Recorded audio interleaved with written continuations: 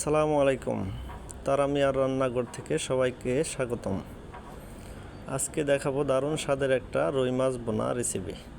যদি এই মাছটা এভাবে বোনা কেউ শিখতে চান তবে এই চ্যানেলের পাশেই থাকেন। দারুণ এই রেসিপি শেখার জন্য এই চ্যানেলটিকে সাবস্ক্রাইব করে আমার সাথেই থাকেন। যারা ফেসবুক থেকে দেখছেন তারা লাইক ফলো দিয়ে শেয়ার করে দেবেন। আমরা প্রথমে চুলায় একটা প্যান বসিয়ে দিছি, তারপর দিয়ে দিছি তেল, ছেড়ে দিলাম পেঁয়াজ কুচি।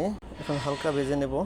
পেঁয়াজটা হালকা ভেজে নেওয়ার পরে দিয়ে দেবো যাবতীয় মশলা। পেঁয়াজটা এরকম লালচেভাবে ভেজে নেব। ভেজে নেওয়ার পরে দিয়ে দেবো কাঁচামরিচ, আদা বাটা। এখন দিয়ে দেব জিরার গুঁড়া, ধনিয়ার গুঁড়া, হলুদের গুঁড়া, মরিচের গুঁড়া। তারপর মশলা কষানি হয়ে গেলে যখন মশলাটা ঘন হয়ে যাবে এরপর দিয়ে দেবো আমি মাছগুলা দিয়ে হালকা নেড়ে দেবো।